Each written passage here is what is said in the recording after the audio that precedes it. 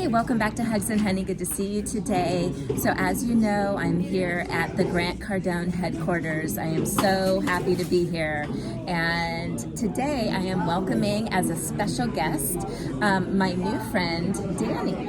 Hello.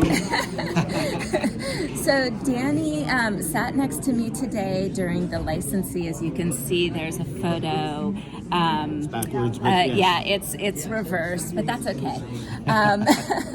But Danny sat next to me today, and he was really helping me out. He was so inspiring and has such an amazing story and has such an amazing handle on the information that we're getting today. But Danny was just telling me about his story and his upbringing, and I thought that it was really important for you guys to hear his story.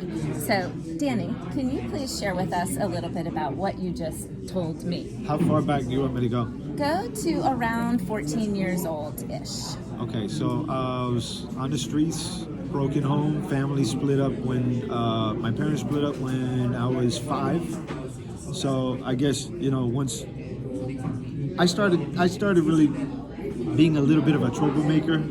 I would say right after that, and then After the divorce. After the divorce, like elementary school, they switched me to another school, so I was constantly switching schools because I didn't have that family structure. I mean, I had a stepfather at the time, instilled discipline and everything, but then him and my mother split up at around 14, and at that point it was just hanging out with the wrong people, because see, when you're younger, okay, which you have a young audience, okay, and you guys can agree, when you're younger you tend to want to be around people that are just like you, because you feel like if you go outside of that, you're not going to fit in. You're either going to be rejected, or people you feel like they may feel like, or you may feel like they're better than you. So that's exactly what happened to me. So I wanted to be around people that were like me. And what did I end up finding? Exactly that. And it led to problems. It led to problems because people like that aren't content with the situation that they're in, so they try to find ways to make it better, which led to drugs, led to creating a lot of problems. We didn't have a lot of money. I mean, we grew up middle class, but my mother was working really hard. She was never home. So, I found myself at 14 on the streets, no guidance. I mean, imagine, kids your age, 14, 15, 16, 17 years old. What do you do when you get bored? You're upset. You have nobody to listen to you. You end up starting to do things that create attention. And in that case, it was bad attention.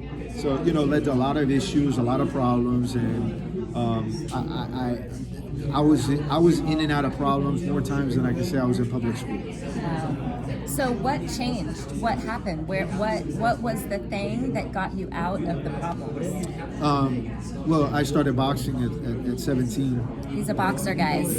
Professional. Former professional, yeah. So I started boxing. I had to find something that would take my mind off of the direction that I was going in, because I was going downhill very fast. Were you angry? Very. You were angry. But I didn't show it. It was more where I was angry. I held it in. Yeah. And it was like, you can say, because there's two forms of anger. There's implosive and explosive. So I was more on the implosive side. So I was on a self-destruct, you could say, road for a very long time. It was just a matter of time before, I either ended up in jail for the rest of my life, or dying of an overdose, or getting killed. Yeah. Because I mean, like I said, we were up to, when I say no good, it was bad. It was bad. I was like this close. I was this close to joining a few gangs. Wow. So, yeah. And so, were you able to channel your anger through boxing? Like, did that allow you a release? 100%. Yeah. 100%. I remember finishing up training at sometimes, and crying afterwards. Because people don't understand. To be in, anytime you see athletes, especially in that sport, it's a very intense sport. and it takes a lot out of you. And 9 times out of 10, a lot of people end up in boxing being successful when they have the worst history you could imagine. And you look throughout history, from Mike Tyson, Ali, even the way back to Ray Robinson. But even when you go to, like, George Foreman said it once, the George Foreman grill. Yeah. Okay. George Foreman said it once. He said, "There's got to be something wrong with you to want to go in the ring and actually put A, your life on the line, and B, take punishment in some cases." And he's 100% right. And it's not a bad thing for there to be something wrong with us. It's just we know how to channel that into doing something more positive. I remember my manager, you guys can look him up, Nate Campbell. He's a former 3-time world champion, Hall of Famer.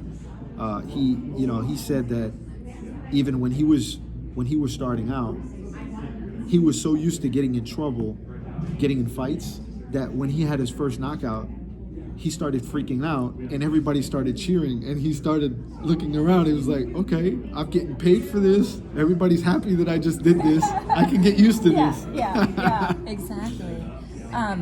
I think that the part that I think is the most important for you guys to realize and to think about and to remember is that just because your life doesn't fit the way you want it to, or if you're struggling in life, or you have, you come from a broken home, or you have challenges in your life, maybe you're homeless too, maybe you have, other challenges, but sometimes those are offered to you as a gift, and sometimes it doesn't look like a gift. It looks like it's a trick.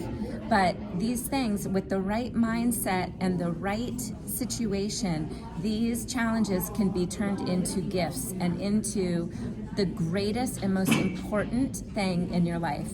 The thing that converts your life and turns it around and allows you to be you. Well, here's what I can also add to that, right? It's also a matter of, I was obsessed at that time when I was going through what I was going through with wanting to be able to fit in, wanting to be able to have what I didn't have, which was family, which was, that structure. So I found it in other places, which was bad. All I did was I switched that obsession to the sport of boxing. And then I carried that obsession with me to now in business. I started a record company back in, like I told you, back in 2010. That was the first company I started. It was all through the relationships that I had built in the music industry.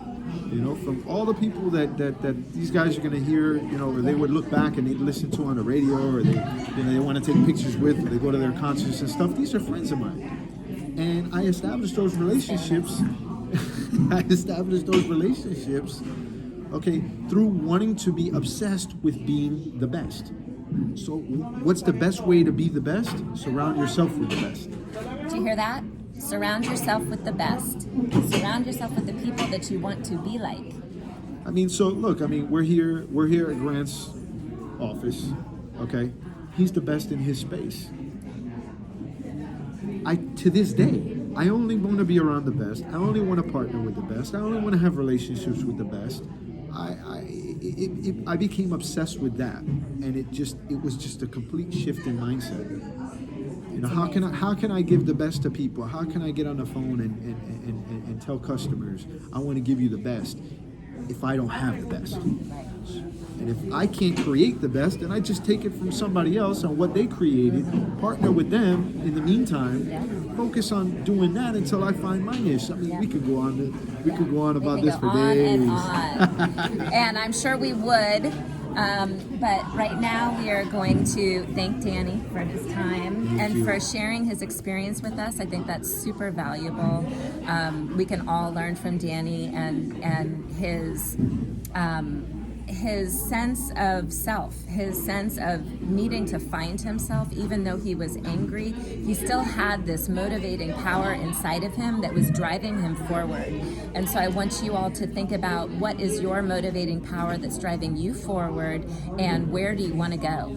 because that's really important to know too. Because Danny wanted to be with the best people, and he had a vision. Even back then, it was maybe not as clear, but it started to get clearer and clearer as he moved down the path. And so that's what we want to encourage you to do, is to move down the path and to know that these challenges and problems that you have in your life are given to you as gifts. And it's just a matter of taking that energy, that gift, and actually using it to serve you and to help you. Any last words to say to our audience? I would say, because your audience is younger. Yeah. I would say, guys, just immerse yourself in the idea of wanting to be around people that can help take you places, even if they're older than you. I chose the wrong route in terms of wanting to be around the best in what they did, which was bad. You did. You But succeeded in that, right? I was very successful. But that was a goal that probably was not the healthiest goal for him. Exactly. So, I would just encourage you guys, avoid being bored, because boredom leads to problems. Yep. True. Avoid, and also avoid. Here's the best thing that I could tell you: with all the social media and everything that's going on, watch where you get your information from. The inputs. We talk about the inputs all the time, guys. Watch where you get your information from. Yeah. You want to be successful in whatever it is that you want to do in life, it's going to be from being around the right people and making sure you get the information from the right places. And that's how you can do it in a faster time frame, because this is something I always tell people. It's not about, hey, I want to hit this goal, period. It's, I want to hit this goal as fast as possible. Yeah. What do I need to do in order to achieve that? Right. And then create new goals. As you hit those goals, you create new goals. And it just keeps going on and on. So I would love to know what you learned, what your favorite part about this video is. Please write it down below in the comments, and like and subscribe and share this video. I see you, I hear you, I'm here for you, and I love you. I'll see you tomorrow. Bye. Bye. Bye.